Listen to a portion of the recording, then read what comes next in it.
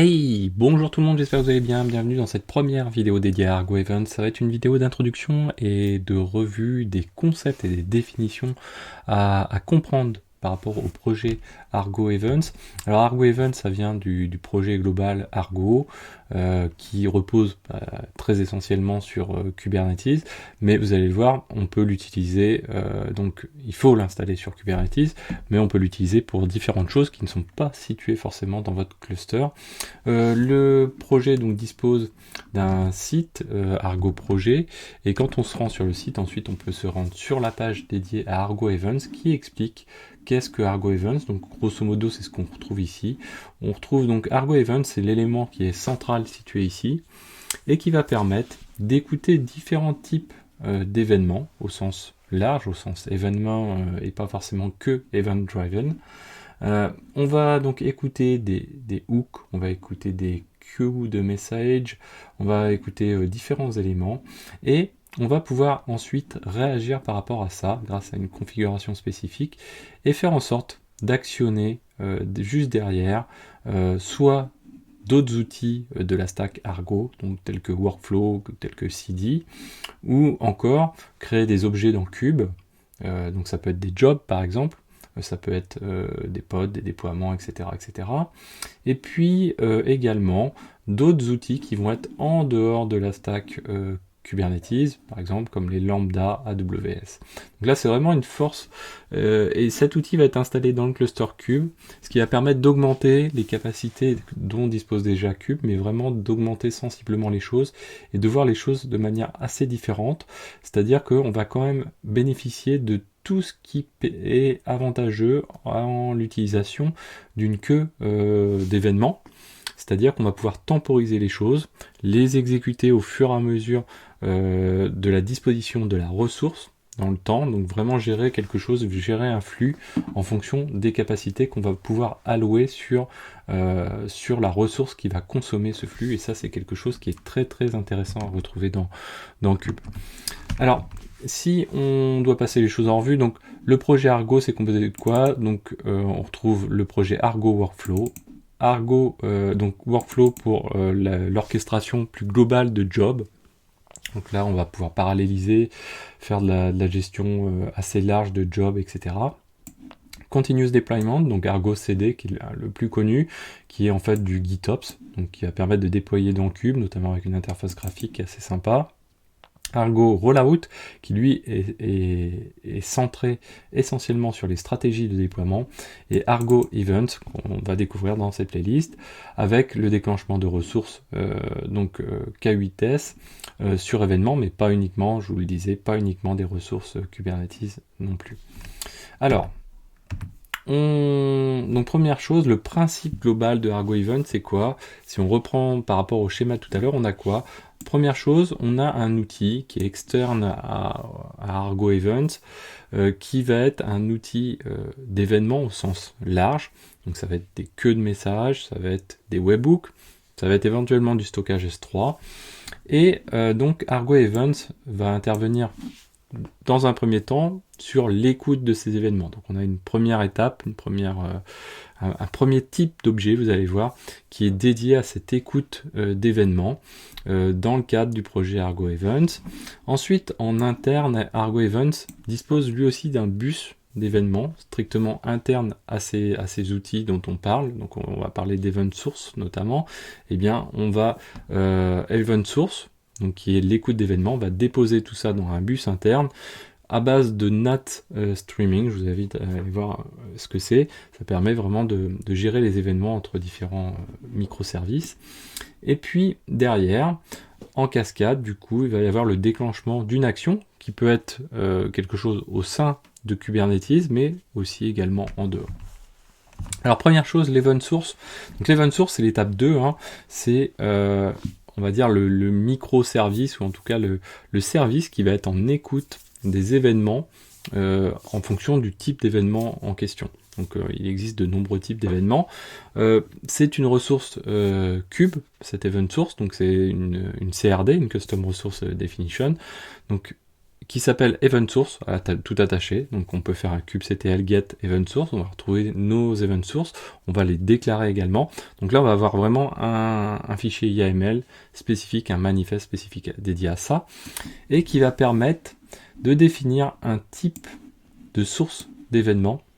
Donc ça peut être par exemple pour du RabbitMQ, de la MQP, on va en faire un petit peu, du MQTT ou du Kafka, également du stockage à base de S3 ou de Minio, du AWS S3 ou Minio par exemple, ou également des hooks GitLab ou GitHub, du SNS, du Slack, du Redis, etc., etc. Donc vous voyez que c'est quand même déjà quelque chose qui couvre très très large en matière d'événements, et c'est pour ça que je vous dis vraiment derrière le potentiel de votre cluster cube va être assez augmenté de manière assez importante. Tout ça se base sur, on va dire, des spécifications communes à ces événements sources, à ces types d'événements, qui permet donc une spécification qui s'appelle Cloud Events et qui permet de spécifier des règles communes de déclaration d'événements, et du coup ce qui fait que Argo Events peut plus facilement se connecter sur différents types de sources, et du coup l'event source va pouvoir se connecter dessus. Donc ensuite, deuxième ressource en question qui s'appelle le sensor. Donc le sensor, ça va aussi une CRD, vous allez pouvoir faire un kubectl get sensor. Lui, qu'est-ce qu'il fait? En fait, en quelque sorte, il écoute l'event bus. Donc on se retrouve avec d'un côté l'event source qui dépose lui les événements donc en fonction de ce qu'il a écouté d'événements extérieurs. Et ensuite on a le sensor qui va venir découvrir ces événements dans ce bus commun à ces deux services. Il se connecte donc aux événements grâce à ce qu'on appelle une dependency, donc une petite typo ici, dependency, donc qui permet de faire le lien avec l'event source, donc de qualifier l'événement auquel ce sensor va s'intéresser. Donc c'est le dependency qui va permettre de qualifier cet élément-là. Et derrière, il enchaîne, il enchaîne avec l'exécution d'une tâche qu'on va appeler un trigger. Et donc on se retrouve donc avec un lien étroit entre l'event source, le sensor, donc deux objets qui communiquent avec le NAT entre les deux, donc le bus d'événements. Et le sensor, lui, il est découpé en deux parties. Une partie d'écoute finalement, qui est le dependency, et une seconde partie qui est d'action, qui est le trigger, avec la possibilité de se connecter à différents, donc là, un sensor, une ressource donnée, va pouvoir se connecter à plusieurs dependencies, donc se connecter à plusieurs types d'événements, lancer soit un ou également plusieurs triggers également. Alors qu'est-ce qu'un trigger? Un trigger, c'est quoi? C'est une action qui est déclenchée par les sensors suite à un événement finalement. Il existe 12 types de triggers, je vous en ai mis quelques-uns, mais tout objet cube va être, une typo également, tout objet cube va être considéré comme un trigger va pouvoir être créé par un trigger, pardon. Une lambda AWS, des requêtes HTTP, du Kafka, du Slack. Il est possible aussi de faire du développement et d'avoir ses propres triggers également. On va pouvoir derrière faire du pseudo-templating, c'est-à-dire que, comme je vous disais ici, par exemple, on va pouvoir créer un peu tout objet cube. Donc pour ça, on va pouvoir jouer sur des noms de variables en fonction des messages qu'on va retrouver dans la queue d'événements. On va pouvoir aussi entrer des conditions et dire que sur telle condition, on va jouer tel trigger par rapport à tel événement, etc. Alors, il n'est pas livré tout seul. Derrière, on a également la possibilité de collecter les métriques, et ça, c'est aussi très cool. Grâce notamment au Kubernetes SD configs, qu'on va retrouver donc bien sûr avec Prometheus, qui est le moyen qui permet de se connecter de manière dynamique à l'API Kube pour récupérer les métriques relatives à ces ressources-là. Donc là, c'est quand même quelque chose qui est aussi très très sympathique pour avoir un bon suivi.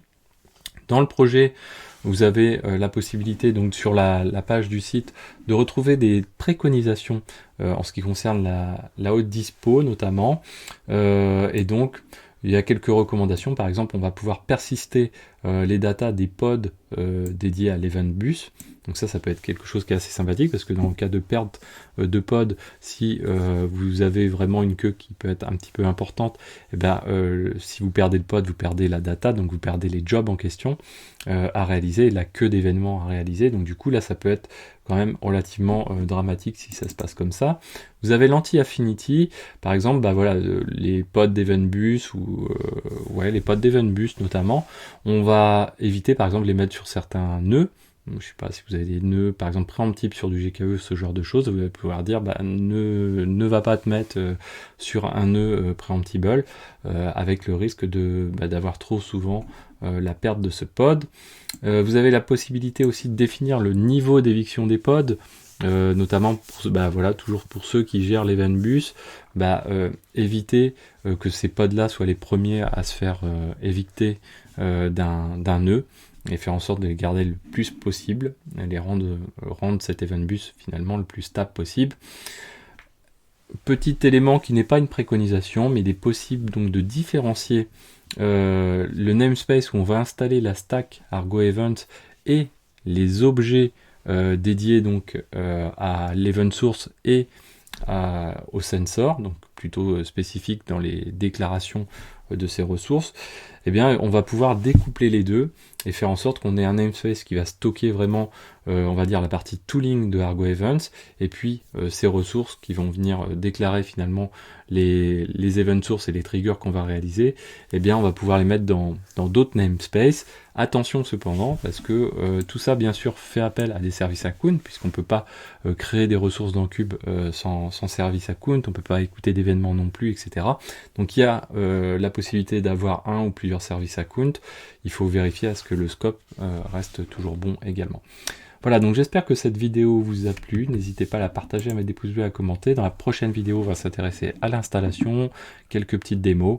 Ça va être une courte playlist, mais qui va vous permettre de vous montrer un petit peu l'intérêt de ce type d'outil, et à vous ensuite de pouvoir explorer ça encore plus en profondeur. Voilà, donc j'espère que cette vidéo vous a plu. N'hésitez pas à vous abonner, à mettre des pouces bleus, à commenter. Et moi, je vous dis à très bientôt sur Xavki.